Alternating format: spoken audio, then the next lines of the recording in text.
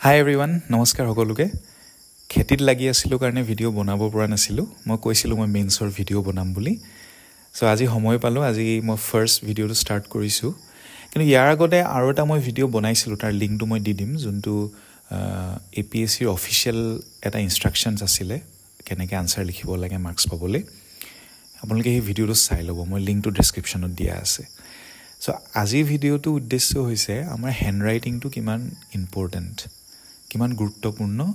answer ৰাইটিংৰ কাৰণে যোনটো mains আমাৰ আহি আছে ঠিক আছে সো এই কথাখিনি ডিসকাস কৰাৰ আগতে মই এপিএসসি ৰিফৰ্ম এটা কথা কওঁ দে যোনটো মই চেঞ্জ পাইছো recently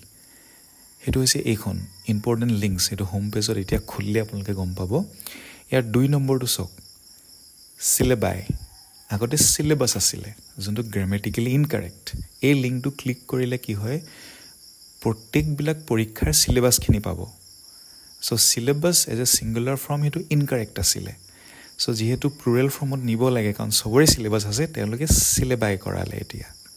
so this is a very good thing আৰু এটা মই চেঞ্জ দেখিছো এটো minor change but that is also important father's নেমটো অতৰালে এই ৰিসেন্টলি যোনখন লিষ্ট হয় যোৱা বছৰ সিসি 2023 লিষ্টত চক ফাদাৰ্স নেম আছে এবাৰ ফাদাৰ্স নেম নাই কাৰণ ফাদাৰ্স নেমটো দৰকাৰ নাই নুহুদা প্ৰশ্ন উত্তৰ দিয়া নিচিনা সো এই দুটা যে চেঞ্জ মই দেখিলো আৰু হেতু চেঞ্জ আছে মই ইমান খুচৰি নাইছো ওয়েবসাইটটো বাট এই চেঞ্জ কিটা ইয়াৰ ৰিজনটো এটোৱে এপিএসসি নিজকে হুধৰাই আছে তেওঁলোকে সৰু সৰু কথাবিলাক গুৰুত্ব দিছে আৰু এটো সিনোনিমাস টু দ্যাট মই ভাবো যে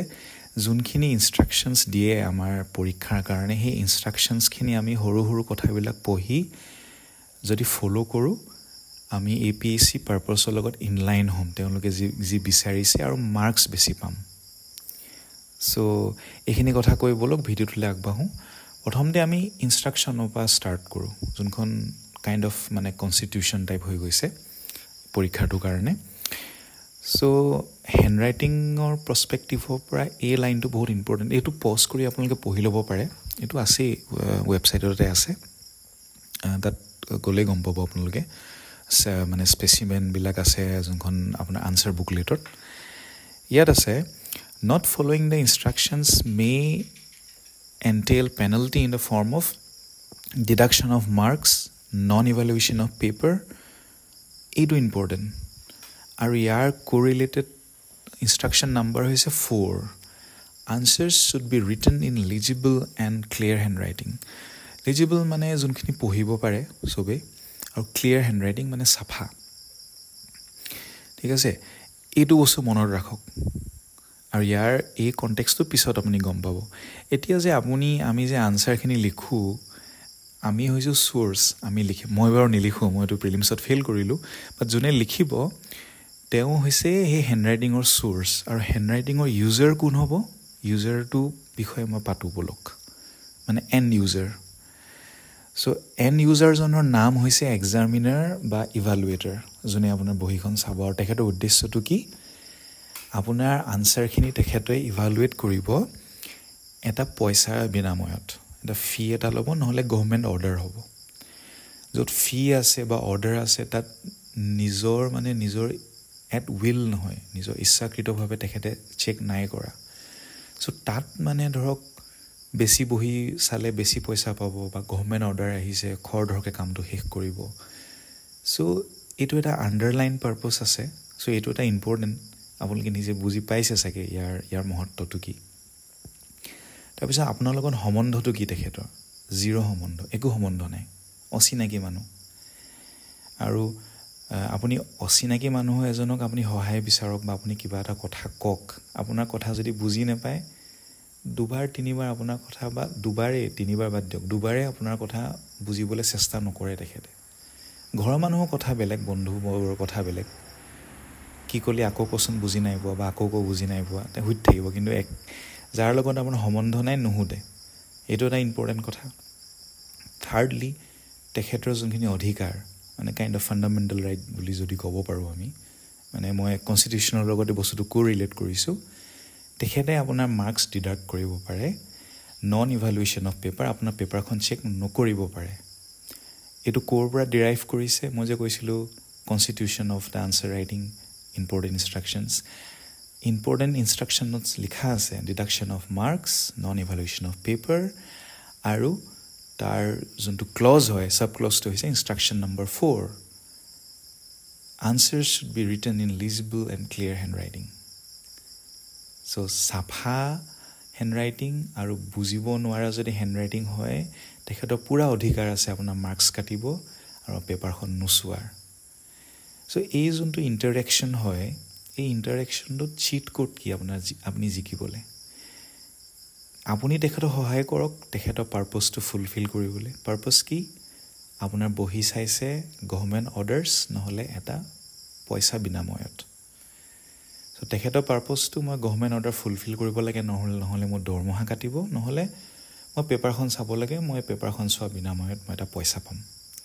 সেইখিনি ক'বলৈ সহায় মানে কি তেখেতে যাতে আপোনাৰ পেপাৰখন চাওঁতে খং নুহুঠে ইজিলি চাব পাৰে আপোনাৰ পেপাৰ সো তাত হেণ্ডৰাইটিং এটা বহুত ডাঙৰ ইম্পৰ্টেণ্ট ফেক্টৰ হয় ঠিক আছে হেণ্ডৰাইটিং যদি বেয়া হয় কোনো ইমান সময় লৈ আপুনি হেণ্ডৰাইটিং বুজিবলৈ চেষ্টা নকৰে বেচাৰটো কি লিখিব বিচাৰিছে বা চাওঁচোন nothing like that right away deny কৰিব নেক্সট আনচাৰ যাব তাতো বেয়া পালে হয়তো খঙত বহিখনে নাচাব দে হেভ দ্য ৰাইট ঠিক আছে সো এটা হেণ্ডৰাইটিঙৰ মই কথাটো কওঁ আমিতো এতিয়া ইণ্টাৰনেটৰ দিন হয় আমি টাইপ কৰি থাকোঁ চবেই সো হেণ্ডৰাইটিঙৰ লগত আমাৰ ৰিলেশ্যনশ্বিপটো বহুত কম সো আপুনি বহুত বছৰৰ পিছত যদি আপুনি লিখিলে এইটো ইলন মাস্কৰ এটা টুইট হয় 2024 চনৰ জানুৱাৰীত তেখেতে দিছিলে মই সেভ কৰি ৰাখিছিলোঁ when you start writing on paper বহুত বছৰ পিছত এনেকুৱা লাগে যে আপুনি ডাম্বেল এটা লৈ বা লিখি আছে ঠিক আছে so this is very true গতিকে লিখাটো বহুত ইম্পৰ্টেণ্ট লিখি থকাটো ঠিক আছে আৰু তাৰ কাৰণে কিছুমান টিপছ মই ভাবোঁ মোৰ ফালৰ পৰা যোনখিনি টিপছ হয় সেইখিনি মই শ্বেয়াৰ কৰিব বিচাৰোঁ সো এতিয়ালৈকে মই যিমানখিনি ক'লোঁ আশা কৰোঁ আপোনালোকে বুজি পাইছে সো জেঠি আগত ঠিক কৈছে ঠিক আছে সো টিপছটো কি হয় প্ৰথম কথা আপোনাৰ কলমটো আপোনাৰ যোনখিনি মানে যোনখিনি আণ্ডাৰষ্টেণ্ডিং হয় তাৰ এটা শ্বেডো নিচিনাকৈ ব্যৱহাৰ কৰক আপুনি বস্তু এটা পঢ়িলে যি বুজিলে আপুনি সেই বুজাৰ লগে লগে আপুনি লিখি যাওক পেপাৰ অলপ লাগিব বাট পেপাৰ ধৰক মেইনছৰ কাৰণেতো ইমানটো চেক্ৰিফাই কৰিব পাৰিব ন বেছি পেপাৰ লগাটো সো আপোনাৰ কলমটো আপোনাৰ এটা নিচিনা হ'ব লাগে আপোনাৰ বুজনিখিনিৰ মই ভাবোঁ এইটো এটা ইম্পৰ্টেণ্ট পইণ্ট হয় যি বুজিছে আপুনি লিখি যাওক বুজি পিনাই নিজৰ মনৰ মাজতে নাৰাখিব বুজি পালোঁ হৈ গ'ল ডান এণ্ড ডাষ্টেড নট লাইক ডেট তাৰপিছত ইউজুৱেল এডভাইচখিনি আছেই একেটা কলমে যোনটো কলম আপুনি পৰীক্ষাত লিখিব এতিয়াৰ পৰাই সেইটো ইউজ কৰক বা যোনখন স্পেচিমেন আছে আমাৰ APSC ৱেবছাইটত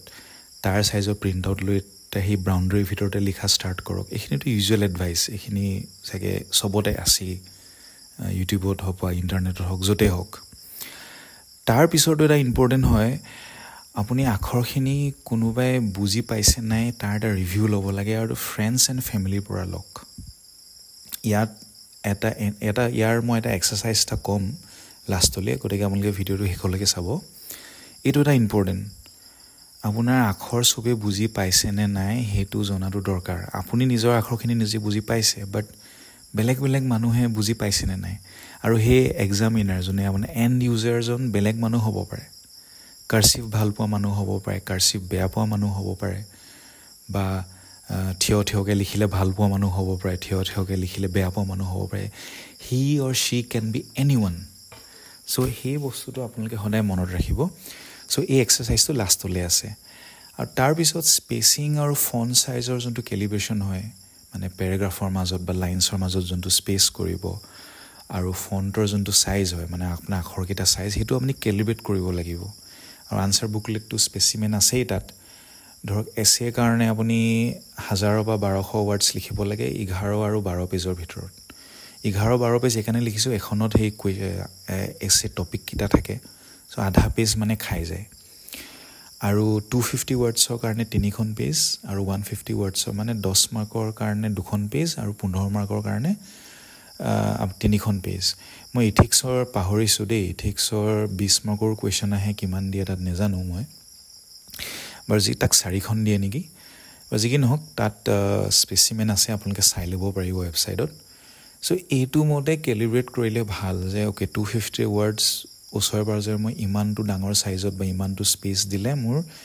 3খন পেজত শেষ হৈ যায় কাৰণ খালি থাকিলে বেয়া দেখে যিমান খালি স্পেস হক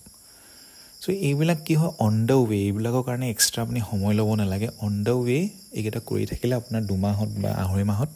হেবিট হৈ যাব আৰু এটা কথা মই আৰু এটা ইনস্ট্ৰাকশনছ মানে মই এটো ইম্পৰ্টেন্ট বুলি ভাবো আপোনাৰ মানে যোনটো হাত যোনটো হয় হাত আৰু বাউখি মুভমেন্টটো যদি সিনক্ৰনাইজ হয় ভাল মানে আপুনি যদি বাউখিটো কনস্ট্যান্ট ৰাখি অকল হাতৰ আঙুলি কিটা বা পামটো যদি আপুনি হিলাই থাকে বা ৰিষ্ট বা পামটো হিলাই থাকিলে কি হয় হাতৰ পেইন হয় ইমান লিখিলে আপুনি নিজে চাবচোন চেষ্টা কৰিব নোৱাৰিলে নাই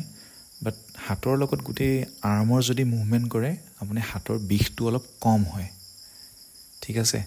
সো এইকিটাই টিপস আছিলে আৰু এটা কথা এই যোনটো মই কলো ফ্ৰেণ্ডছ এণ্ড ফ্যামিলি ভাগৰ যোনটো এলিজিবিলিটি টেষ্ট যোনটো হয় মই এটা পেৰাগ্ৰাফ বনালো এই পেৰাগ্ৰাফটো আপোনালোকে পজ কৰি পিনে লিখি ল'ব আৰু এই পেৰাগ্ৰাফটো হাতে লিখি ফটো মাৰি আপোনাৰ বেষ্ট ফ্ৰেণ্ড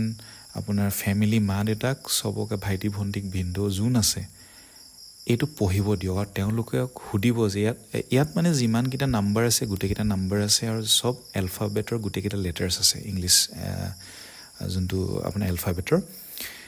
সো ইয়াত তেওঁলোকক খুদক যে তই এইটো জেনুইনলি প কিবা যদি আখৰ বুজি নাই পোৱা ক বেলেগৰ ফিডবেক পালে আপুনি গম পাব নহয় ওকে তোৰ বলে আৰ টু এনৰ নিচিনা দেখিছে বা এফৰ এইটো ধৰিবই নাই পোৱা কত মানে এফৰ পেটটো কাটিছ বা এনেকুৱা দিছ এণ্ড দ্যাট ন মোৰ হেতু প্ৰবলেম হয় মই মোৰ এটা আৰ টু চেঞ্জ কৰালো মই যোৱাবাৰ আৰ আৰু এনৰ পাকত খেলিমেল লাগে যোনটো স্মল এন আৰু স্মল আৰ একে টাইপ হৈ যায় আৰৰ মানে হে এজ কিটা মোৰ ঠিকছে নাহিছিলে সো এতিয়া মই আৰৰ শেপটো চেঞ্জ কৰি দিলো তাৰ পিছত আৰ আৰু ভি মাজত কনফিউজ লাগিলে হেতু মই ইমপ্ৰুভ কৰালো সো তেনেকুৱা ধৰণৰ কিছুমান বস্তু লুকে যদি পঢ়ে তেতিয়াহে গম পায় যে ওকে কাৰণ আপোনাৰ নিজৰ আখৰ আপুনি নিজে চিনি পাবই কিন্তু আপোনাৰ আখৰৰ ইউজাৰ আপুনি নহয় ঠিক আছে আপোনাৰ আখৰৰ ইউজাৰ হ'ব যোনে আপোনাৰ পেপাৰখন ইভালুৱেট কৰে সো এইকেইটা কথাই ক'ব লাগিছিলে আৰু মেইনছৰ কাৰণে শুভেচ্ছা থাকিল মই আৰু ভিডিঅ' আনিম এটোৱে প্ৰথম ভিডিঅ' মই বনালো আৰু আশা কৰো আপোনালোকৰ অলপ হেণ্ডৰাইটিঙৰ প্ৰতি আপোনালোকে অলপ এতিয়া ইন্টাৰেষ্টটো দিব কাৰণ কি হয় কন্টেন্ট বনাওতে নোটছ বনাওতে হেণ্ডৰাইটিংটো পিছ পৰি যায় আৰু বহুতে দেখিছো হেণ্ডৰাইটিং মেটাৰ নকৰে লিখি দিবি আৰু these are wrong things মোৰ মতে হেণ্ডৰাইটিংটো এটা ইম্পৰ্টেন্ট একেবাৰে হাইফাই হ'ব নালাগে but it helps and apart from helping a legible আৰু clear handwriting হেতুটো একদম মানে instructions হয় you have to follow it so hey কাৰণে ভিডিওটো বনালো thank you for watching যদি ভাল পালে শেয়াৰ কৰিব মেইনছৰ যোনখিনি পৰীক্ষাৰ্থী হয় বা নেক্সট বাৰ যোনে মেইনছ দিব আৰু লাইক কৰিব কমেন্ট কৰিব আপোনালোকে কমেন্ট কৰিব শুনো ভাল লাগে বহি কমেন্ট বিলাক সো হে আছিলে thank you all the best and goodbye